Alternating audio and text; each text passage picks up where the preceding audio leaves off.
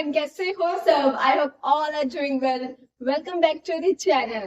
Dear friends, prevention of corruption act की series को continue करते हुए हम आज की इस पर्टिकुलर वीडियो में डिस्कस करेंगे सेक्शन नंबर 10 से लेकर के सेक्शन नंबर 18। तो चलिए फिर शुरू करते हैं आज के टॉपिक को। चलिए फिर सबसे पहले बात करते हैं सेक्शन नंबर 10 की। फ्रेंड्स जरा सोचो, एक XYZ कंपनी है, उस कंपनी में ना एक ऑफेंस हो गया है जो कि सेक्शन 9 के तहत हुआ है। अब हम समझते हैं कि वो करप्शन के रिलेटेड ही हुआ होगा, है ना? तो आपको क्या लगता है, क्या अकेली कंपनी ही गिल्टी है? नहीं, कंपनी में वो कोई भी पर्सन, चाहे वो डायरेक्टर है, मैनेजर है, सेक्रेटरी है या कोई भी और ऑफिसर है, अगर कोर्ट में ये बात प्रूव हो जाए कि ये जो पिंकू डायरेक्टर है ना, दरअसल ये जो XYZ कंपनी में ऑफेंस हुआ है ना, इसने परमिशन दी थी, इसीलिए हुआ है, तो अब बताओ क्या अकेली कंपनी गिल्टी मानी जाएगी? नहीं, कंपनी के साथ साथ पिंकू वो डायरेक्टर भी गिल्टी माना जाएगा। क्यों? क्योंकि उसने कंसेंट दी थी। या फिर मान लो चिंकू है जो इस कंपनी का मैनेजर है, वो खुद इस ऑफेंस में शामिल है, उसकी अपनी मर्जी से हुआ है ये, तो वो भी गिल्टी माना जाएगा। तो सीधी भाषा में मैं बोलूं, यहाँ पर ये सेक्शन बोलता है कि कोई भी कमर्शियल ऑर्गेनाइजेशन, सिर्फ कंपनी नहीं फ्रेंड्स, कोई भी कमर्शियल ऑर्गेनाइजेशन, कंपनी हो सकती है, फर्म हो सकती है, कोई बिजनेस ग्रुप हो सकता है, अगर इनमें सेक्शन 9 के तहत ऑफेंस होता है तो वो ऑर्गेनाइजेशन तो गिल्टी है ही। साथ ही साथ अगर ये कोर्ट में प्रूव हो जाए कि कंपनी के ये वाले या फर्म के ये वाले बंदे की कंसेंट या उसकी परमिशन से हुआ है या उसकी मर्जी से हुआ है या उसने जानबूझकर होने दिया है या करा है, तो वो भी गिल्टी माना जाएगा। यहाँ पर क्योंकि ये प्रूव हो गया कि पिंकू जो डायरेक्टर है उसकी कंसेंट से हुआ था, तो कंपनी के साथ साथ पिंकू भी दोषी है। तो यहाँ पर अब पिंकू जो है ना भाई, इसको 3 साल से लेकर के 7 साल तक की जेल हो सकती है और साथ में फाइन भी लगेगा। सो आई होप आपको section 10 clear. Good, now let's talk about section number 11। Friends जरा सोचो, एक इनकम टैक्स ऑफिसर है और एक है पिंकू। दरअसल पता क्या होता है, पिंकू का जो इनकम टैक्स के रिलेटेड केस है ना, वो उस ऑफिसर के पास पेंडिंग पड़ा है। अब जैसे स्टूडेंट्स और टीचर्स को मक्खन लगाते हैं सो डैट उनको एग्जाम में थोड़े उनके अच्छे अच्छे मार्क्स दे दे, टीचर ज्यादा गलतियां ना निकाले, है ना? बस ऐसे ही यहाँ पे पिंकू भी चाहता है कि वो जो ऑफिसर है ना, उसके केस को सॉफ्टली हैंडल करे। तो इसलिए वो क्या करता है, अब वो क्या करता है, उसको एक गोल्ड वॉच गिफ्ट कर देता है या फिर मान लो मोबाइल गिफ्ट कर दिया, ठीक है? अब पूछने वाली बात वो कहते, ओ ऑफिसर जी, क्या मतलब है आपको गोल्ड वॉच गिफ्ट में लेने का? आपको पता है कि उसका केस आप ही के पास पेंडिंग है, आपको ये भी पता है वो जानबूझ के आपको बटरिंग कर रहा है, आपको पता है वो आपको गोल्ड वॉच क्यों दे रहा है, आपने फिर भी एक्सेप्ट कर ली विदाउट एनी प्रॉपर कंसिडरेशन। क्यों एक्सेप्ट कर रहे हो आप अनड्यू एडवांटेज ले रहे हो। इसको हम करप्शन मान करके चलेंगे। सेक्शन 11 क्लियर हुआ फ्रेंड्स? अगर कोई पब्लिक सर्वेंट है और उसको सामने से वो वाला बंदा कोई गिफ्ट दे रहा है या कोई पैसा दे रहा है या कुछ भी अनड्यू एडवांटेज मतलब दे रहा है, और आपको पता होते हुए भी कि ये बंदा मुझे ये गिफ्ट देना क्यों चाह रहा है या क्यों दे रहा है, फिर भी आप एक्सेप्ट कर रहे हो, तो ठीक है भाई, हम मान लेंगे आप करप्शन को बढ़ावा दे रहे हैं, आप रिश्वत ले रहे हैं। समझ गए? Good, now let's talk about section number 12। फिर सार में तो सब देखते हैं, है ना? चालू पांडे जी क्या बोलते होते हैं, हम एक ईमानदार पुलिस ऑफिसर है, रिश्वत नहीं लेते, ऐसा ही बोलते हैं ना वो। अब जरा सोचो, ऐसे ही एक ईमानदार पुलिस ऑफिसर को पिंकू चला है रिश्वत देने, आपको क्या लगता है पांडे जी एक्सेप्ट करेंगे रिश्वत? नो, ठीक है। तो जब उन्होंने रिश्वत ली ही नहीं, तो फिर क्या पिंकू दोषी माना जाएगा जो रिश्वत देने की कोशिश कर रहा था? यस। अब सुनो सेक्शन 12 क्या बोलता है। यहाँ पे सबसे पहले अबेटमेंट का मतलब ये है कि अगर आप किसी को रिश्वत देने के लिए उकसाते हो या फिर मोटिवेट करते हो या उकसा रहे हो कि ले लीजिए ना पैसे, तो वो एक गलती है, यहाँ पर आप गिल्टी माने जाओगे।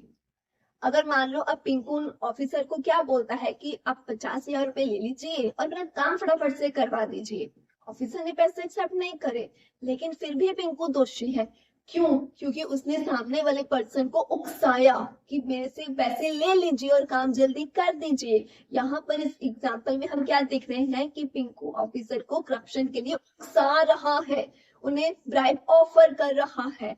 तो इसीलिए इस केस में अगर कहते हैं आप किसी को उकसाते हो करप्शन के लिए या मोटिवेट करते हो, इन चीजों को बढ़ावा देते हो, तब भी आप गिल्टी मानी जाओगे और आपको पनिशमेंट मिलेगी। I hope section 12 clear. Now let's talk about section number 13. Friends, इसमें ना दो सिनेरियो बनते हैं। सबसे पहला, आपको आपकी ड्यूटी के दौरान कोई प्रॉपर्टी मिली है या कोई पैसा मिला है, उसका यार अपना एक अलग ही पर्सनल खर्चा करने लग गए उन पैसों का, या किसी और को वो पैसे यूज करने के लिए दे दिए, या मान लो आपके ड्यूटी के दौरान एक घर सीज करा, वो घर अपने रिश्तेदारों को रहने के लिए दे दिया, क्या बात बनी भाई ये? या किसी को रेंट पे दे दिया, क्या बात बनी भाई ये इलीगल काम है, तो ये एक मिसकंडक्ट माना जाएगा। दूसरा, आपने अपनी पोजीशन का, आपने नहीं मतलब ऑफिसर ने, पब्लिक सर्वेंट ने अपनी पोजीशन का खूब नाजायज फायदा उठाया। कैसे? इलीगल इनकम अर्न करके, इलीगल तरीके से पैसा जमा करके।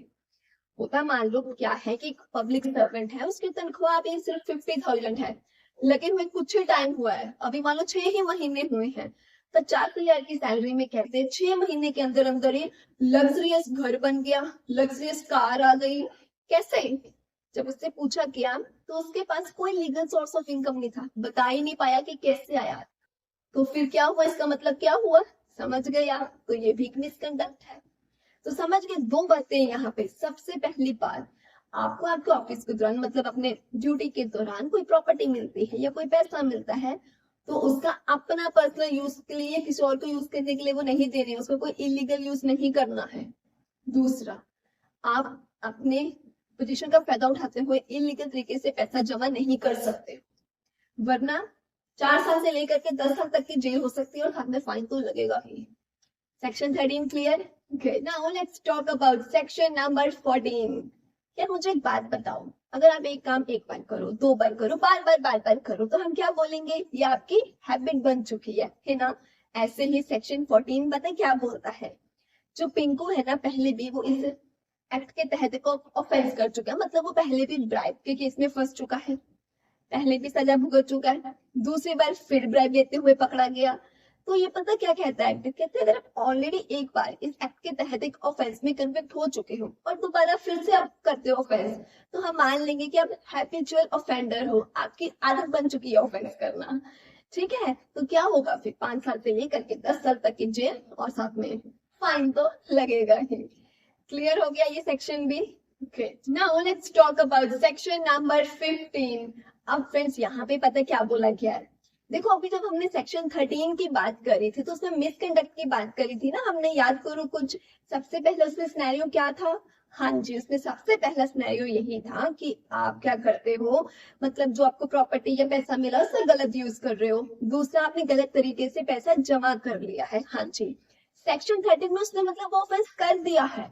सेक्शन 15 कहता है कि अगर आप ऐसा करने की कोशिश करते हो तो भी गिल्टी माने जाओगे। तो सेक्शन 13 एंड सेक्शन 15 में कंफ्यूज मत होना, ठीक है? सेक्शन 13 बोल रहा था कि आपने गलत तरीके से पैसा जमा कर लिया है, ठीक। सेक्शन 15 बोलता है ऐसा करने की कोशिश भी करी ना, कोशिश भी करी तो भी सजा मिलेगी। फॉर एग्जाम्पल, मान लीजिए एक ऑफिसर क्या करता है, अपनी ड्यूटी के दौरान जो पैसा उसको मिला था ना, उसने बोला चल यार इसको अपने अकाउंट में ट्रांसफर करता हूँ। ट्रांसफर करने से पहले ही ट्रांजैक्शन हो गई फेल। वो पता लगे कि ट्रांजैक्शन फेल हो गया, पैसा कर नहीं पाए, लेकिन बोलो क्या कोशिश करी गई? करी ना, तो भी गिल्टी हो। समझ गए सेक्शन 15 कितना सिंपल था ना? हाँ, तो ऐसे ही अगर सिंपल लैंग्वेज में नोट्स चाहिए विद एन एग्जाम्पल तो स्क्रीन पे शो रहे व्हाट्सएप नंबर पे मैसेज कर सकते हैं। एंड एक बात और, अगर चैनल पे न्यू है तो चैनल को सब्सक्राइब कर सकते हैं, जरूर करें एक्चुअली। और अगर आपको पूरे एक्ट्स की फुल प्लेलिस्ट चाहिए तो मेंबरशिप ज्वाइन करें।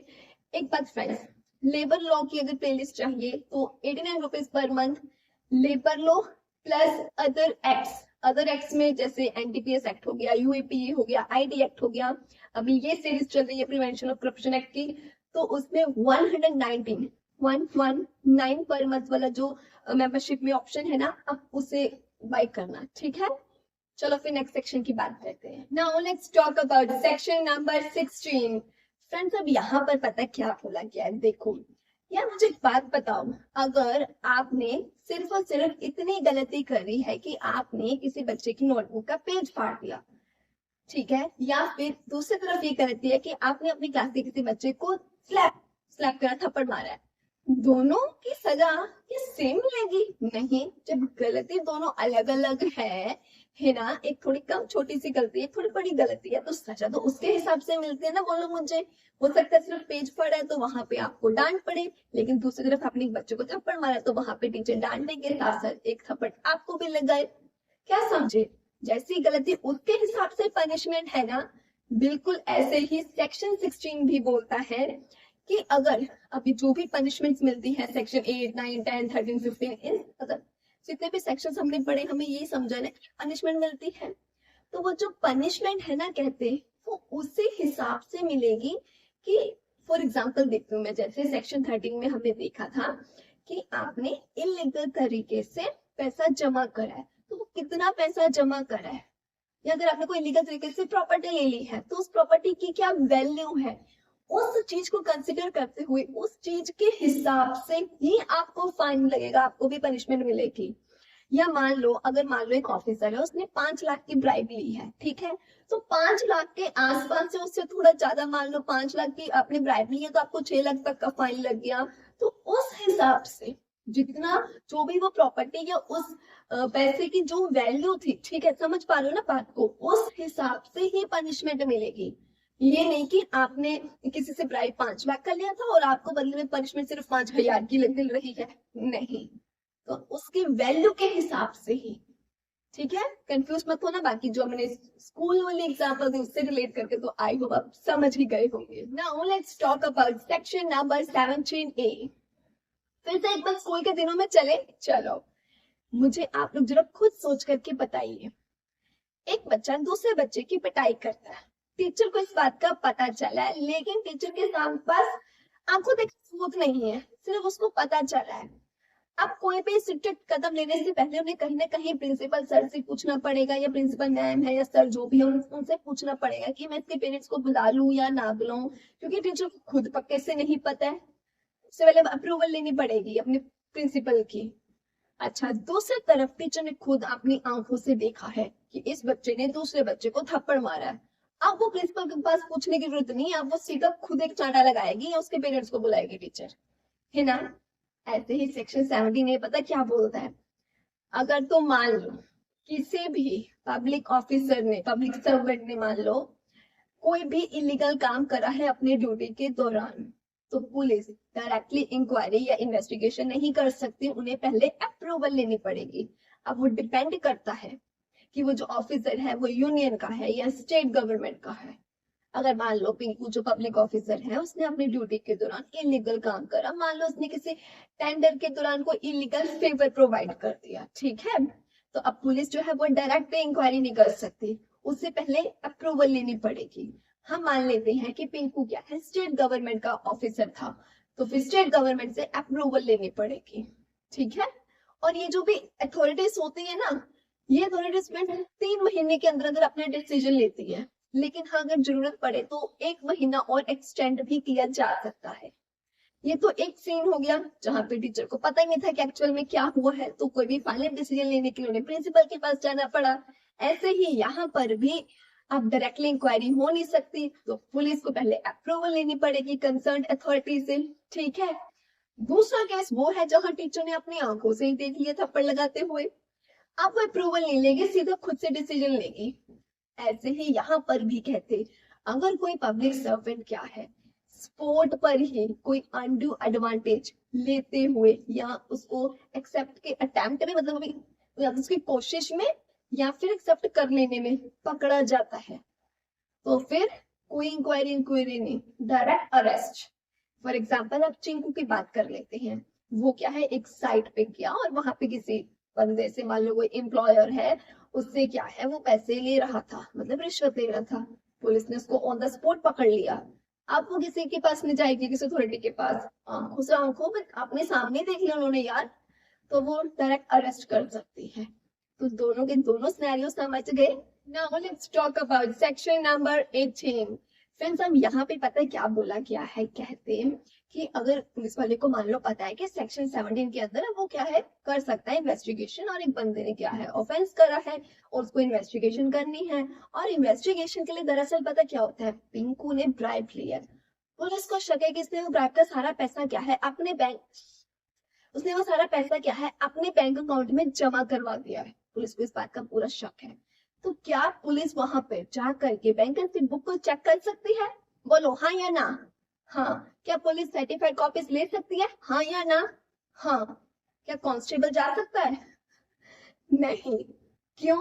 क्योंकि कहते हैं यहाँ पे सुपरिटेंडेंट ऑफ पुलिस या उससे ऊपर की रैंक का बंदा ही इन्वेस्टिगेशन के लिए बैंक में जा सकता है, और बैंक में पूरी की पूरी मदद करेगी, ऐसे अपने नखरे नहीं दिखाएगी, ठीक है।